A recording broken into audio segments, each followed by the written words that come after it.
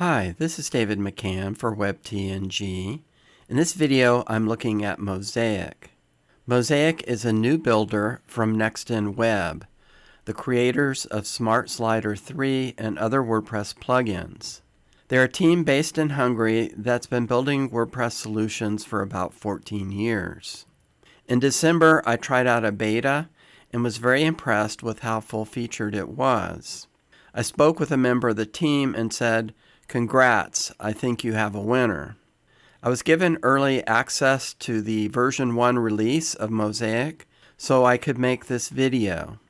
It's a video I want to make because I think it's worth taking a look at Mosaic and because I'm excited about it. This video is for people who are curious about Mosaic. It's for people who want to start with Mosaic and are looking for a walkthrough of the features. And it's for people who are looking for a builder that sits in the sweet spot, that has that balance between easy to use and developer tool. It's been a challenge for WordPress builders to find that balance. There's a tug of war between easy to use and advanced features. Over the years, a couple of builders found that balance, but usually the builder tilts too far one way or the other. My goal in making this video is for you to be able to see if Mosaic finds that balance for you. In the video, we'll quickly take a look at the Mosaic website. There are a couple of interesting things there to note. Then we'll do a full walkthrough and tour, starting with install, and we'll be using my agency demo content. We will create an archive and single template for a custom post type, so you can see how Mosaic works with dynamic data, and finally we'll have some discussion and conclusions at the end. This is the Mosaic website, mosaicbuilder.com.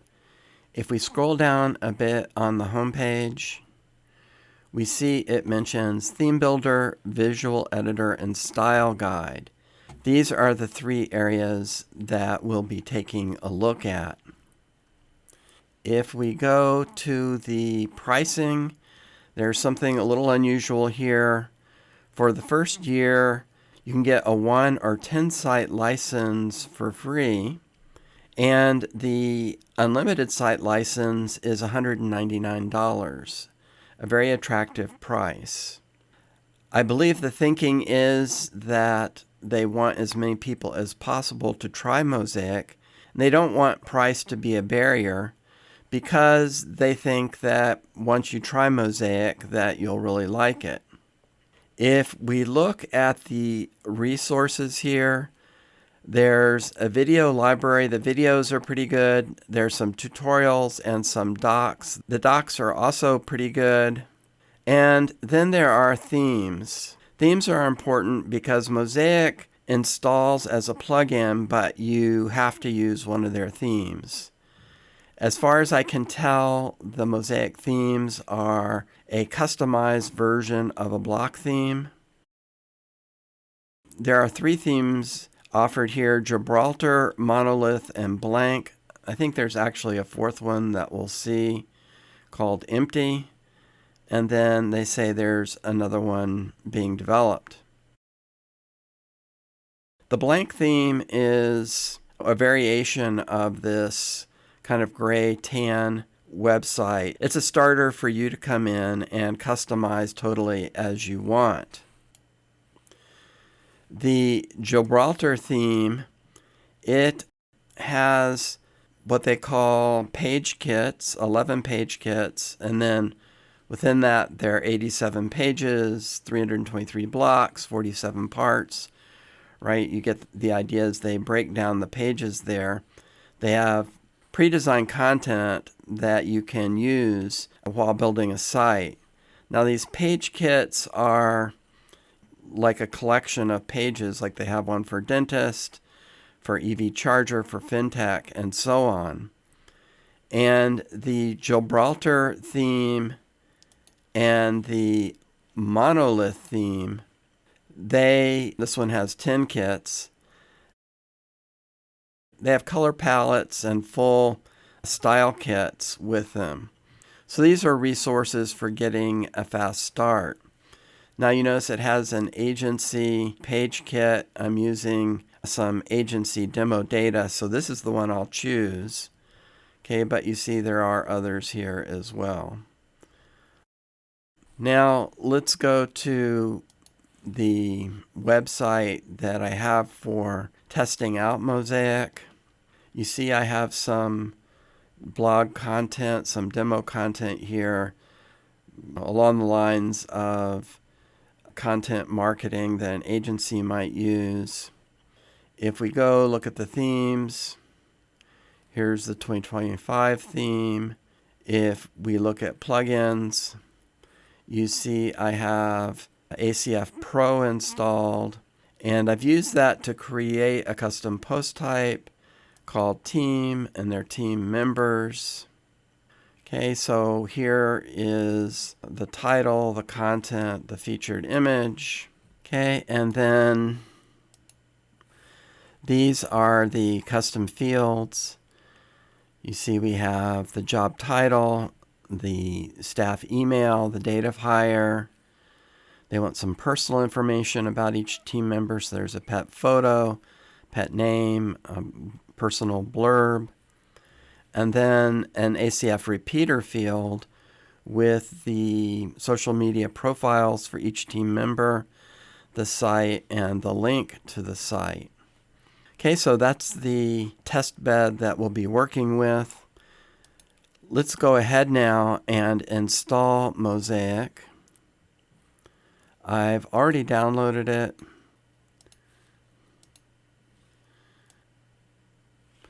I'll activate it. Okay, and we go right into getting started wizard here, which is nice. There's the option to share usage data. And then this is why I wanted you to look at the themes before we started, because this will help you in your quick start. You can import a theme if you've customized one of these already and exported it. Here's Monolith, Gibraltar, Blank, and Empty. I wanted to use Monolith because they have that agency option. And now it wants us to activate Mosaic. If you're already logged in, then it'll just give you a button to activate. But since I'm not logged in, we'll need to do that. Okay, and now I'll activate the site. There are no license keys. This is how you authorize the sites. Now you can set up a theme as live and test. In test mode, you haven't made it live, and you can modify it and work on it before making it live for the site. I'm just going to go ahead with a live version since we're starting just with a new install. It does a bunch of downloads here.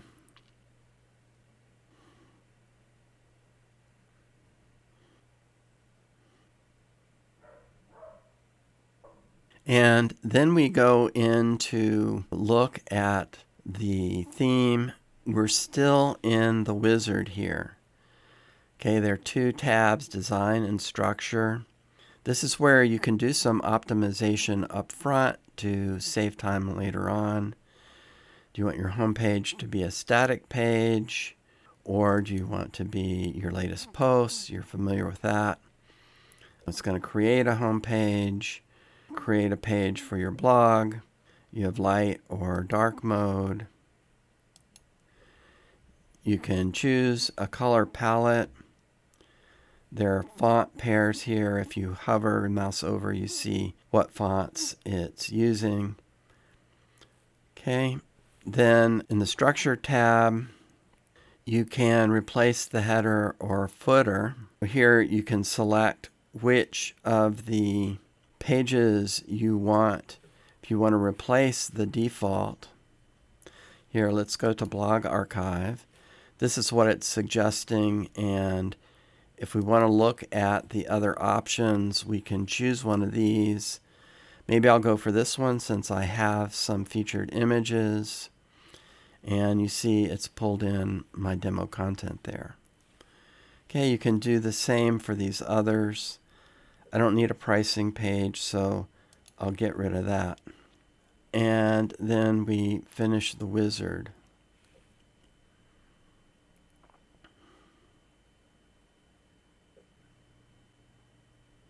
So it drops us into the admin area for Mosaic. I'm going to walk through these, but first let's go and look at the themes. You see it installed the Monolith Agency theme. Let's go through these in reverse order, starting with help.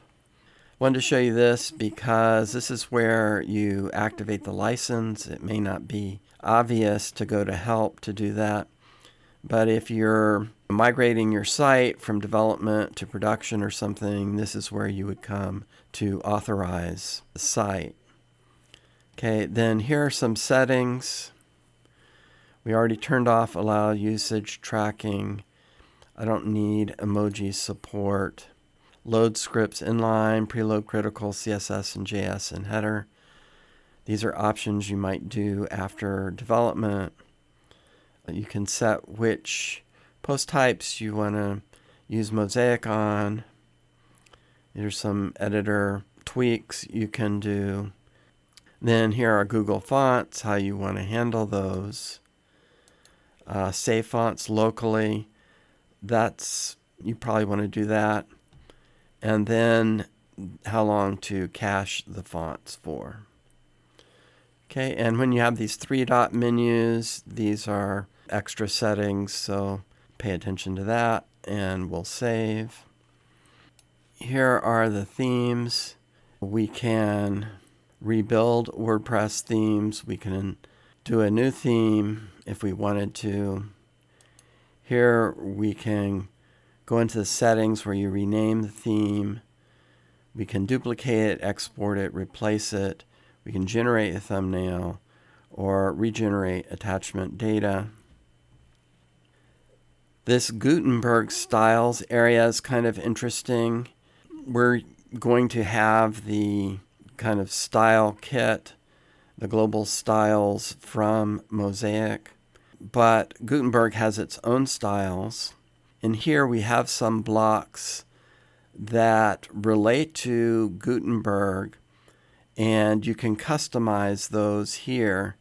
Like say, for example, on the paragraph, you wanted a different line height, or you wanted to tweak your buttons or something for Gutenberg, or the pull quote or things like that. You can do that here. Let's go out of this, back to settings. Okay, then there are components. So here we have our default header, our footer. We have form placeholders. I think forms are something that's under development and coming. What is this? This is the logo. I think these are stars here. Avatar. Some layouts that are saved as a component. Okay, you get the idea. Then masters is an interesting concept. So this is your header, your footer, and then your content area. You only have one, that's the default, but you could have more than one for use on different parts of your sites. Maybe you want landing pages or something, or you have an LMS site or a store or something where you want different header and footer options. Okay, and then finally area is templates. This area is laid out pretty much like the site editor, the template area in the site editor, which makes it pretty easy to figure out what's going on here. These are the default theme templates. We're going to create some new ones here, so we'll come back to this in a minute. First thing I want to do here is let's go and do a tour of the editor. We'll choose one of these pages that Mosaic created for us. Okay, again, this is laid out very much like the Gutenberg editor.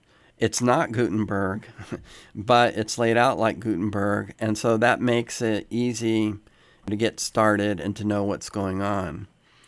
starting in the upper left corner.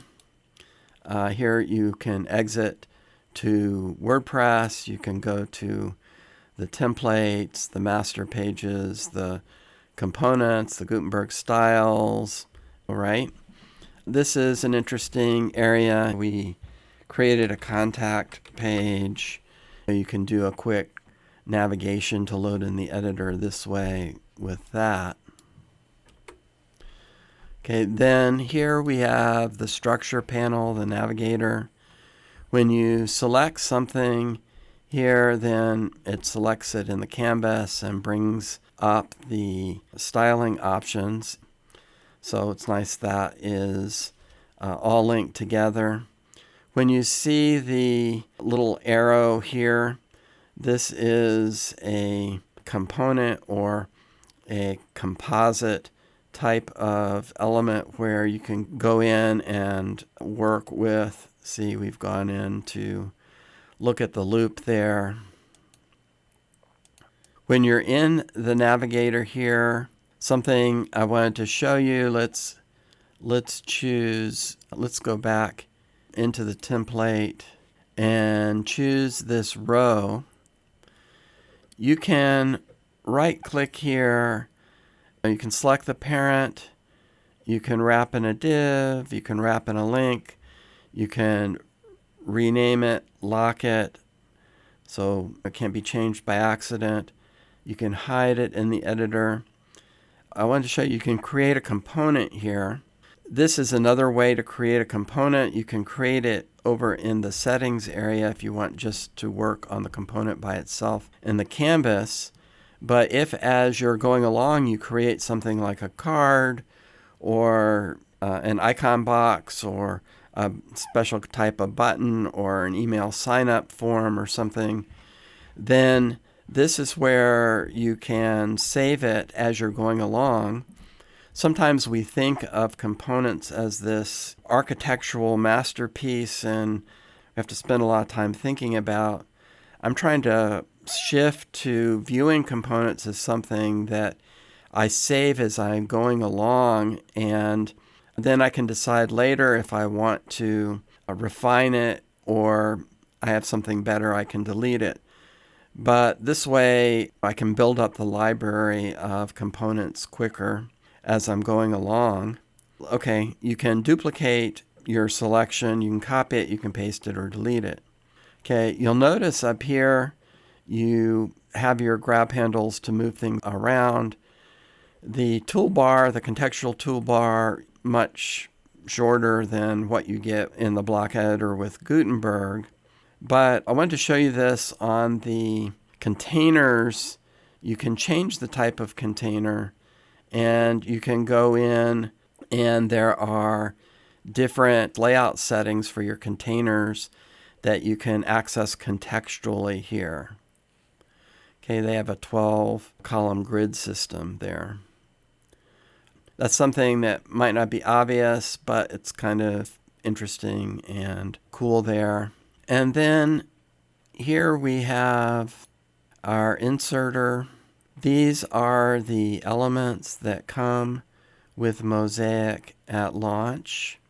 They're core elements that you can use to build up, make composite, kind of more complex content with. These are the containers, their section, container, div, grid, rows, and columns. These are all probably variations on a div with different defaults. There's your text, image, button, link, icon, video, YouTube, navbar, menu, list, accordion slider, tabs, and loop. There's code, there's post content, and short code. So these are the elements we have available at launch. If you have plugins that provide extra functionality, this is where you would add them. With a short code, when you add a short code, you have all the layout and style options here for positioning. And the other one that's useful for adding more content types would be the code element. Again, you have the style options, but here you have an editor. You can open it in full screen, so you're not using just the sidebar. Here you can bring in dynamic data in line with your other content that you add with the code. You can process shortcodes in the editor here. So you could create a shortcode, run some PHP functions to get some output here. So you're not limited to just the elements that Mosaic provides. That's the navigator, the inserter. As we go along here, we see this tells you your template that you're using.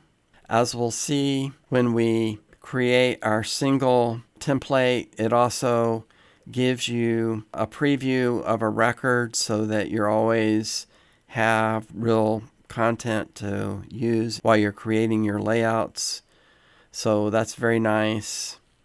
Over here we have our preview to remove the builder elements around it. These are our breakpoints. Undo, redo, save. Okay, then here we have our settings panels. This is where you go in for your styles. So with this theme that we've chosen, they have this style set. So depending on the theme you chose, the style set will be different. This one is fairly extensive. If you chose that blank theme, it would be minimal. I guess the expectation is you would be creating more of them yourself. But here we are in colors, brand color, background color, accent colors, text colors, border color, okay? Those are our color variables. These are our font family variables, our typography variables, our spacing variables, our size variables. So you get the idea there. You can create your own collection, add another group if you want. Then these are the classes. You'll notice the different HTML elements have classes here. So if you want to change the default for a button, you can come in here and do that. You hover over it, it shows you the classes that have been applied there. These are utility classes then. And then here are some keyboard shortcuts. So last thing to look at here in the editor is the styling options here on the right. This is the style panel. These are the settings panel, and this is the interaction panel. These are the classes, and by default you get a custom class. So if you want to just apply some styles for this instance, you would do it on the custom class. Otherwise, you would select the class to apply the style globally. This is a good time to mention the YouTube tutorial content. Mosaic has a good YouTube channel. I pulled it up here, and here is an 8.5-minute video explaining how classes work in Mosaic. It's a good explanation, so I recommend taking a look at it. You have your layout options: none, block, flex, grid, inline, inline block, inline flex, inline grid, list item, contents, right? You have typography options, background and gradients, borders. We're on text, so here we have size options. We have position. We're using our light color variables, and then other for box shadow, filters, transforms, masks, and so on.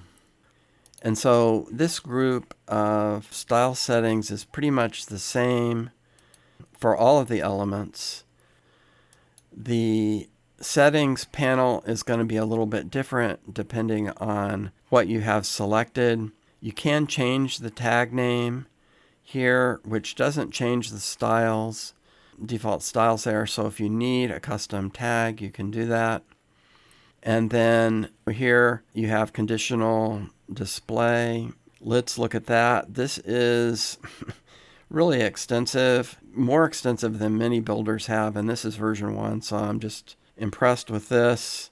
So you can select your variable, your conditional display to be based on a variable. This is a pop-up with different options. You can decide what type of variables you want to use here. As we'll see in the dynamic data, when you're working with the dynamic data, you have this pop-up. You can sometimes drill down or up to select where the dynamic data is coming from. It's showing you here ones that it thinks are relevant for conditional display. There's a function editor here. So, there are a lot of math functions. There are attachment image functions, concatenation string functions, date functions. You can bring in today's date, for example, to use in a condition, or you can use a date from a custom field. So create a fallback, JSON encode, substring, so on. You can create your rules using dynamic data as a variable. You can create it with a query parameter using a cookie for your conditional display, whether the user's logged in, your taxonomies, your post meta, based on the page, the media, okay, from your custom post types. Okay, so a lot of options there. Let's just do like user logged in. Okay, and then you have or options, or we can add another one, and you have and options. Very extensive. Then you have custom attributes that you can add to elements. You can add your own classes or work with an ID. Then these are the interactions. You have scroll into view, hover, click, page load, scroll direction change, slide change, tab change, accordion item change, drop down change, mouse move while scrolling. So different things you can use as triggers for animations and interactions. So I think you can use this, for example, like click or hover or something to create pop-ups, things like that. One other thing here, let's go into the loop. I just want to show you something here. You notice, like here's one way to access dynamic data. And so here we can choose our dynamic data. Here we can change the tag. That's our tour of the editor. Let's go out now and let's go to components, and I want to set the logo for the site. We can move it out of the way there. Let's add an image element. Let's edit it, and I'll upload a logo that I created. Okay, I don't need this anymore. So let's come in. It's a little large. Let's see what we have here. So it's 748 pixels wide. Let's try making it maybe 50 pixels. Okay. And it's an image. Let's go here. We could pull in maybe the site title here, but let's just type in, this is Sumco as our alt text. Let's go out now, and the places where that component was used in the header, it's changed. Let's look in the footer, and it's changed in the footer. That's good. Let's go back and customize the header a little bit. This is what we have here.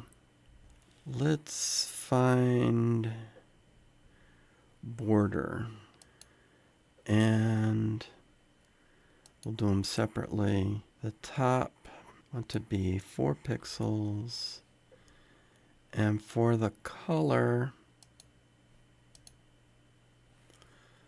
I want to use the border color that we've set up. And then for the bottom, let's make that 2. And I'll do the same thing, choose my variable. Okay, so there's border for the header. Let's customize the nav bar. Oh, what I want to do, I'm going to save this. Let's go out to WordPress and let's create a menu.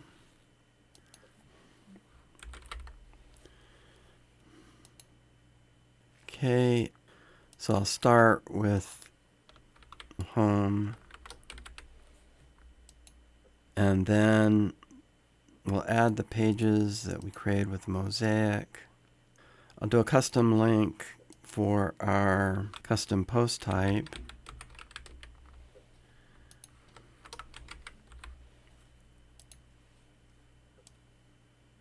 And save that. Now let's go back to our header.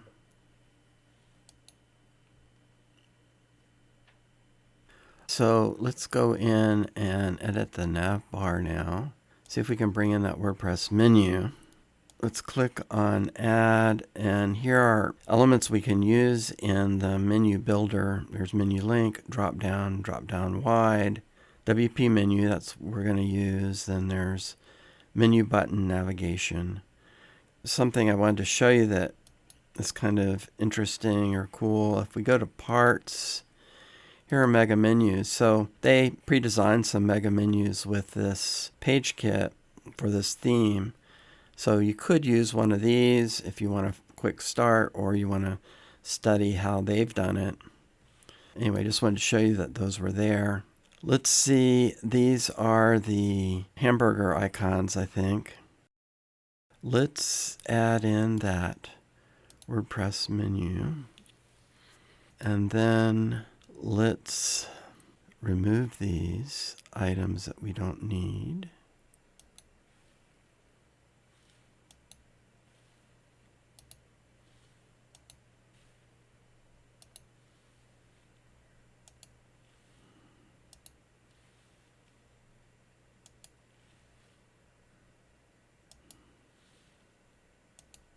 Okay, and so here's our WordPress menu.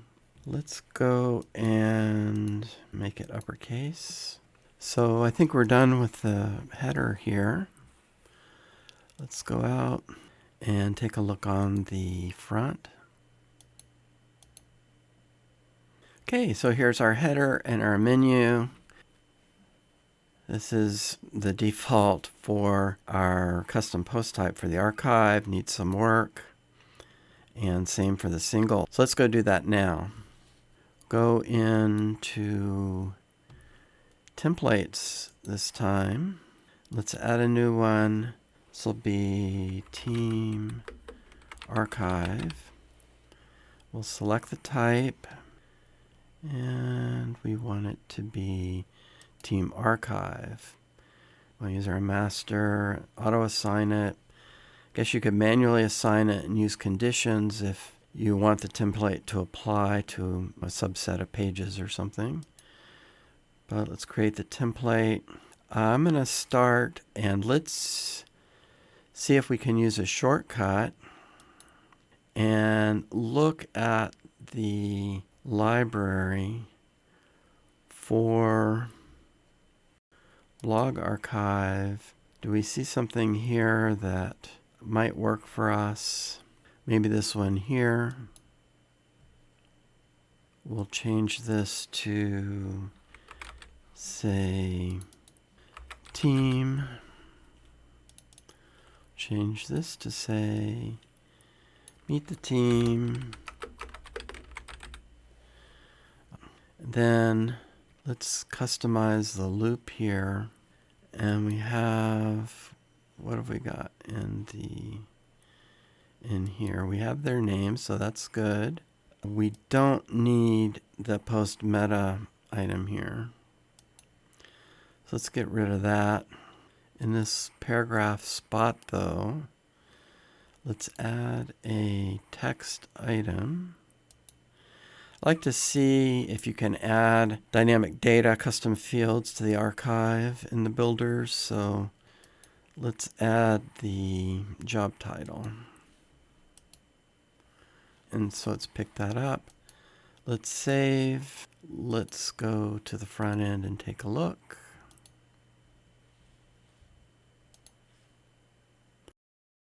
So there's our archive. Now let's go do the single.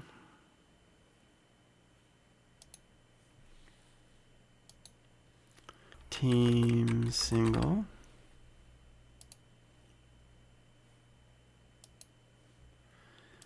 Okay. And this time I'm not going to go with a pre-designed template. Let's use the builder a little more so we can see how that works. I add a section, it automatically adds a container. I think we're going to want to give this a tag name, maybe main or something for SEO purposes. Main, okay, lowercase.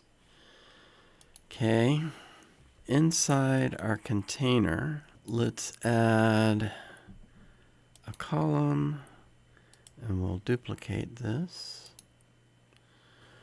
Okay, and this column will be what, like say 4 out of 12. And this column will have be 8 out of 12. And then we'll lay out flex and have a row. Okay, so here let's add an image.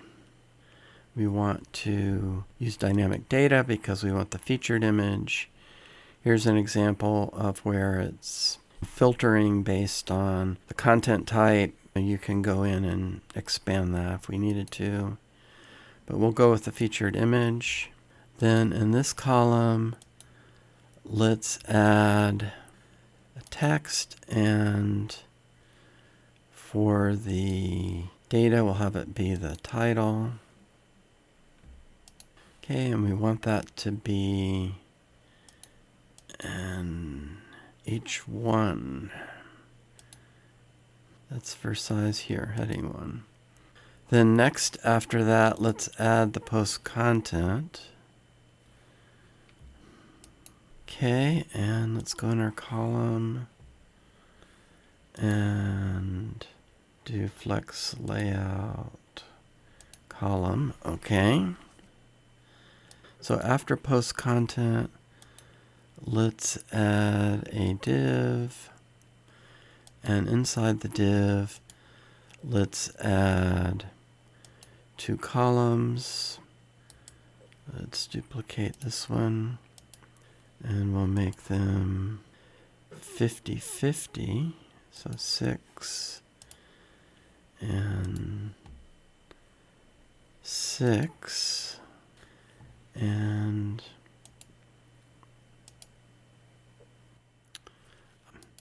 so in this column, let's add an image and we'll bring in the pet image. Let's go to member. Oh, so it's not showing us this image. This is kind of an ACF thing. Let's save this take a little detour here. We're going to go out to WordPress, go to ACF, field groups, pet photo. Okay, so ACF has the option to return an image array, an array of the image related fields, or the URL. I think it wants the URL. So let's save that. Let's go back now to our single template. And now here's the pet photo. Awesome. Let's set some sizes here for these. So this image, I think we'll set it to be maybe 350 by 350. And this one we'll set to be maybe 200.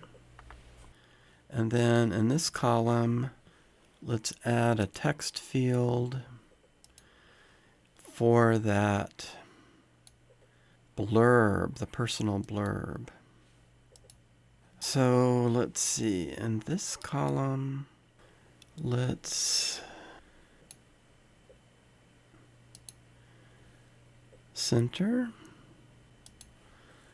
In this column, let's also lay out this column that's align center.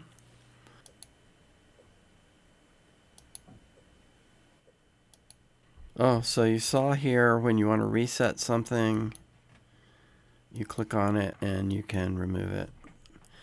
So here's our personal information. Over in this column, under the image, let's see if we can add the social links. Yeah, see, so we can add our repeater field here.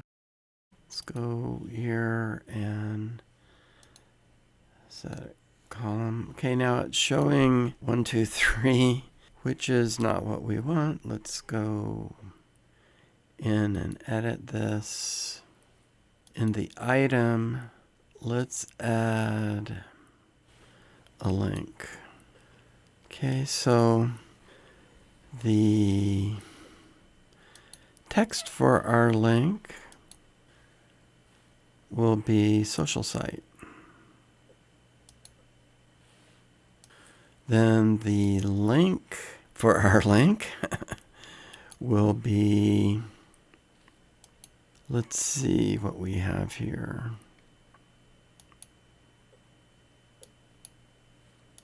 Here, link to social site. Then we don't need this.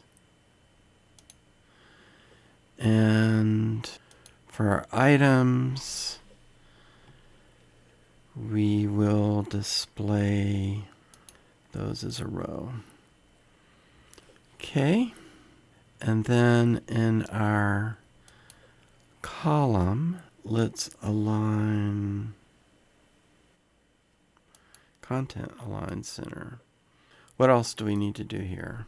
Okay, our image, right, we want to have an alt text for our image. So let's choose the title, the person's name. And you notice it adds that as our function. Let's go inline and say team member and insert that. And here we also want to have alt text, and we want the pet name, my pet. Okay, so we'll save that. Are we about done? I think so. Let's go look on the front end.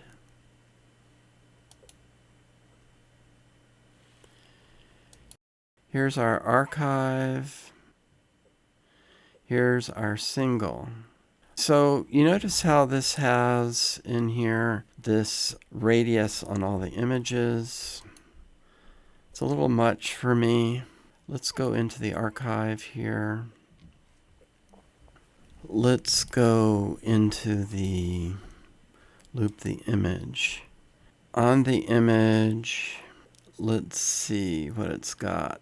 It's got border radius applied on the image element as large. So let's go down and find radius here. And let's change that to extra small. And also while we're in here on the images, let's wrap this image in a link. And the link we want to be dynamic data, the permalink. So now let's save and go back.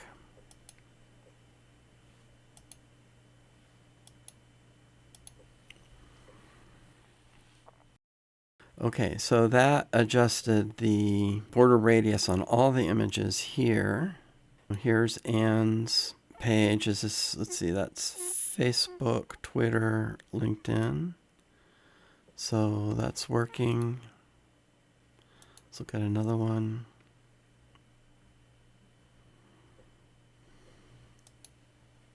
Here's Petra's. This is pretty awesome, pretty easy to do. We're able to work with a repeater field, an advanced field. One more thing to look at here. Let's open this page. Let me grab the URL. Let's open this page in a private window. And let's look at the source code. Here's our content area. Here's our image. Here's our title. So here's the personal blurb and the pet image. The code is clean. There are no extra divs or anything like that being added. I do see these different class names here, which I wasn't expecting. I was expecting just to see the same class name we see in the editor, so that might be an area for improvement. But otherwise, this looks really nice and clean. Let's get wild and go, was this mobile? Let's see what Lighthouse tells us. Of course, it's not the be-all, end-all, but it is an indicator. Wow. Not bad. For SEO, it looks like it wants a meta description, so I think an SEO plugin would take care of that. There might be some things that we could tighten up on for accessibility. But overall, not bad out of the box. Let's see, so that's mobile. Let's do desktop.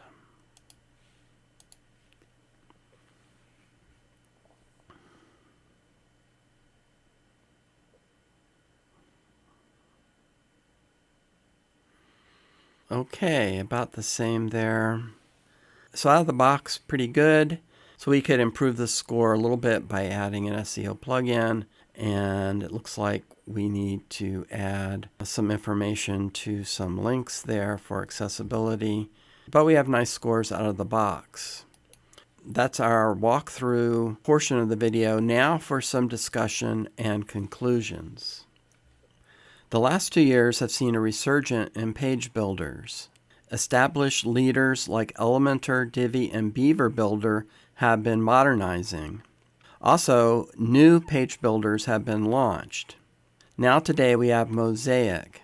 Is this something you should check out? What are the pros and cons? Let's start by looking at what's missing or can be improved. Mosaic launched with a decent set of core elements. However, it's new, and so naturally users coming from more established builders will find something missing. There are some pre-designed elements available in the library, that come with each theme, so that's a start. But for more than that, we will have to wait on the Mosaic team or third-party developers. I'm sure the Mosaic team has a list of elements in the development pipeline, but I don't believe there is a public API available yet for third parties. Of course, in the meantime, we can add functionality via shortcodes, by using the code element, and by creating our own components, but this is something to consider. I didn't see an easy way, other than copy and paste in the editor, to move components between sites. I think the expected method currently is to save your work as a theme, and that would include any components you've created.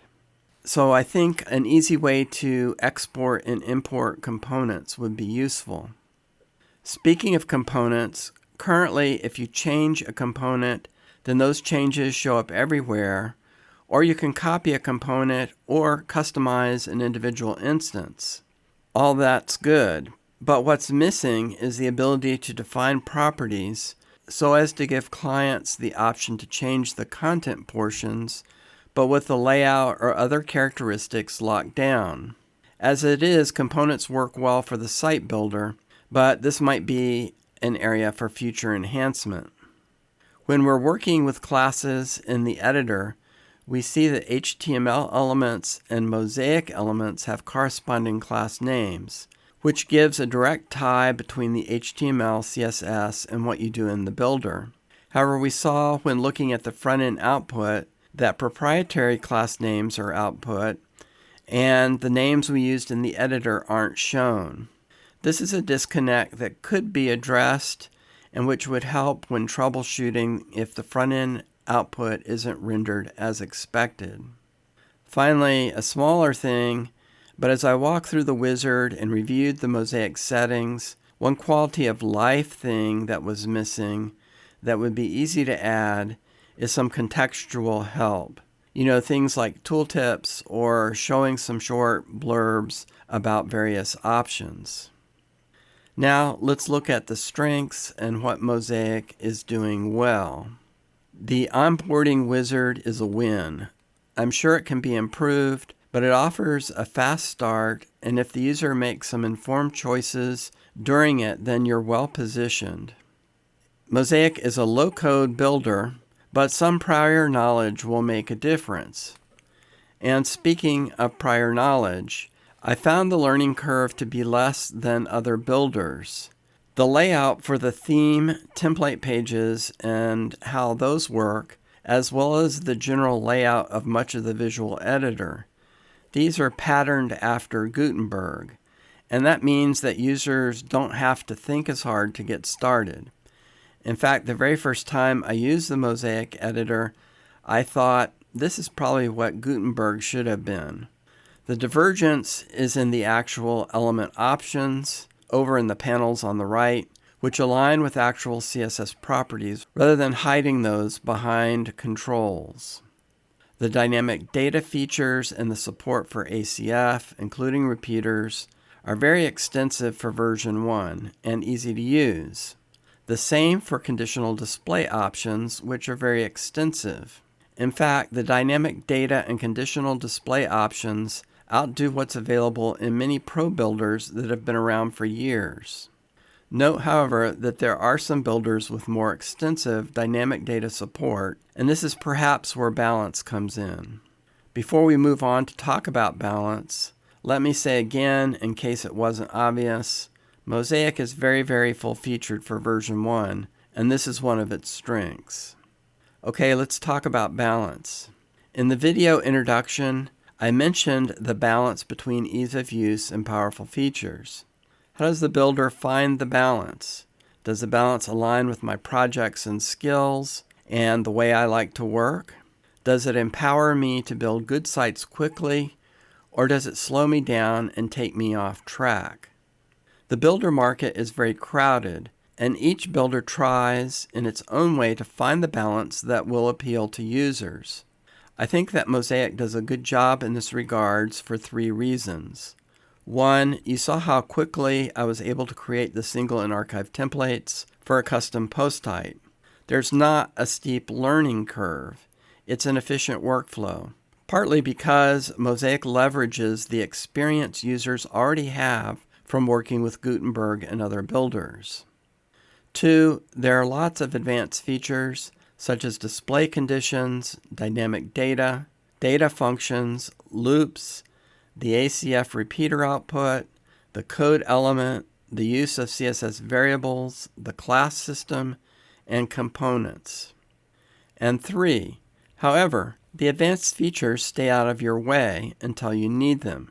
Also, they are integrated into the editor in an intuitive manner without taking center stage. The user can focus on site building. And along these lines, the themes bring in a lot of pre-designed items that speed up the workflow. Okay, final conclusions. It's a well-funded team. It's not a one-person show. Mosaic is a very full-featured version 1. It's easy to get started and easy to use. It includes a lot of advanced features. It may not be the most advanced in every area, but it has a good balance. It's very performant, but not perfect. A good version 1, but there's still work to do. Because it's new, the team needs to demonstrate that they can manage user feedback, deliver timely updates that don't break sites, and build loyalty and trust. Mosaic is a good solution for users who are looking for a builder that works the way Mosaic balances ease of use and features. It's free to try the full version for the year. The lifetime unlimited sites license is very attractively priced. Okay, so that's been the walkthrough and review of Mosaic. I hope you found this video useful. If you did, please give it a like and subscribe to the channel. Thank you for watching.